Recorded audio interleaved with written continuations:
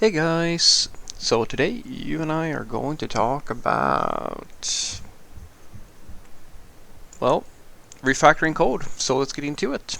So the question in question was, Frederick, is the saying, if it's not broken, don't fix it, does that apply to refactoring code in software engineering? Yep, I would say. Uh, But I like to say that there are two sort of ways to interpret that. One is the one that I think that you should sort of like, that's, I think, the one that captures the heart and soul of the thing. And the other one is the thing that people sort of do because of, well, I can touch on why it's going on. So let's talk about the one that I think that you should be doing first and foremost. The thing that I think you should be doing first and foremost is that uh, one urge that might capture you at some point as a software developer is for you to go and refactor things that are not so nice, or you might want to experiment with things or do make these sorts of improvements. Now, the thing that will be tricky for you is to determine what is an improvement that is useful and really brings some value, and what is an improvement that might actually, in many cases, just be something like a spur at the moment type of thing. It's not something that is going to be long lasting, really. It's not something that you're really going to gain all that much from. Like, where do you draw the line between an improvement that is nice to have and one that actually makes the difference and makes well, brings a lot of benefits, right? The reason why it's very important to know about that is because when you refactor or when you try to update things, there are quite a lot of us that have this tendency to spend a lot of time on refactoring things that are actually working. And the reason why we're doing it is more because there's a style we might not like, or there's something very subjective about the code that doesn't really tickle us the right way. And so we spend a lot of time just basically shuffling code around without much of a difference in terms of results or output or stability or anything like that. This is why I try to preach a little bit for people to, if you want to keep yourself honest when you're going to do that refactor or you're going to fix things or so forth, you have to in some way find something meaningful and measurable that will be improved in the end output. And that helps a little bit, but this is sort of, in my opinion, this is such a big problem in IT that it really only comes with personal maturity, I think, because you will always be able to justify to yourself why something looks a certain way.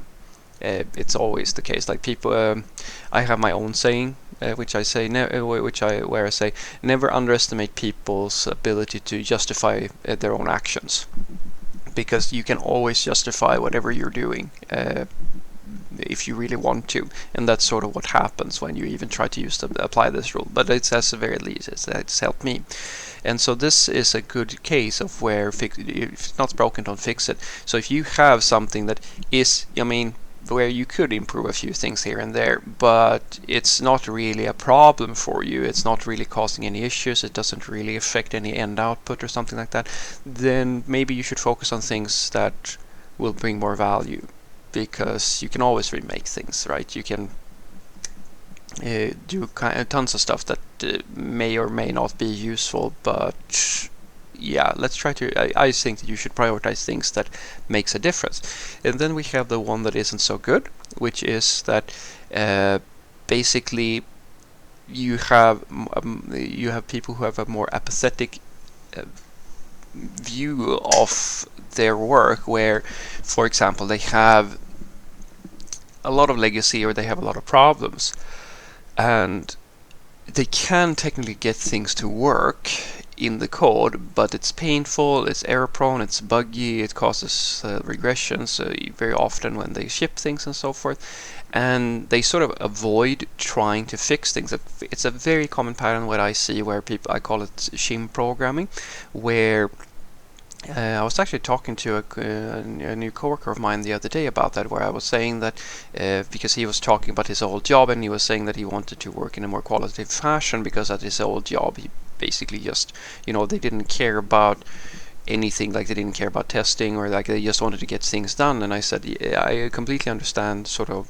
like where you're coming from. And the thing is, I usually I keep track of what software developers I work with, where if I give you a story and you're going to change something about a component or some existing code, and I see that you don't actually try to fix the component. If there's a very ugly component or something like that, you're not going to you don't Boy Scout at all. Like you're basically just trying to fit, which is the shimming part. Like it's like one of those puzzles, or trying to take a piece from the from the tower without making it fall over. You're just trying to figure out how you can do the thing you want to do without changing anything about the code, and you don't actually try to fix the problem. You're just trying to add to it, or add the thing that you're going to do to it, so that you can ship your story, because it's for some reason not within what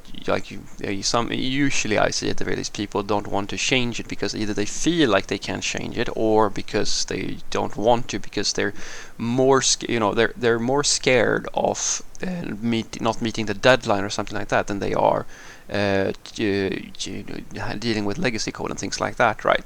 And so that's the thing that I think you should not be doing, because what then happens is that, as I said, it becomes like figuring out a puzzle. You're just trying to fit that feature in now, and then it adds to the problem. And so what I try to coach people into understanding is that a refactor, or like fix it, if it's not broken, don't fix it. It really is it's freedom under responsibility. You have to sort of know when you're dealing with something that is really bad, and maybe even broken in many cases, and where it's appropriate for you to make an investment and actually try to fix this thing, and when it's more about you wanting to try out something really cool because you kind of feel like it. That's what I suggest to people. So what I want you to take away from this is that if it's not broken, don't fix it. Absolutely apply to refactors in software engineering. And I think that you should, in my opinion at the very least, you should think about it as it's a question of why are you making this fix or refactoring this code, or so forth and so forth, and trying to be a little bit honest with yourself when you're doing so. Are you making a meaningful improvement here, or is something that is actually not working all that well is that going to be improved? A classic one is that to give you an illustration of the examples that I usually see, is that there's a lot of people who will come up with a new cool tool that they can use in the CI pipeline, or a new cool CLI, or like a library or something like that does something for them. But if you, on an average day, they will never ever refactor a piece of software and add unit tests to it without being basically quote unquote forced to do that. That's the difference I'm talking about. If you are the sort of person who on an average day can see that, yeah, I'm trying to update this feature and it has a lot of problems, and it might not even be working properly, and you add a few unit tests to it, or change it around a little bit so that it works, and you test it basically, that's a good indicator that you're actually doing the sort of Boy Scouting that you should be doing. But if you always have these grand ideas of how to rewrite the entire code base, or it's always about finding a new tool or a new practice or something like that to apply, it might be the case that, as I was saying, you're fixing things that may not actually be broken, and I think it's a good investment for you. It's going to serve you long term if you get to a point where you sort of understand what things that you should try to fix, and what things you should basically just say that, yeah, these are it's not the best way of doing it perhaps, but it's still a decent solution. Have a great day.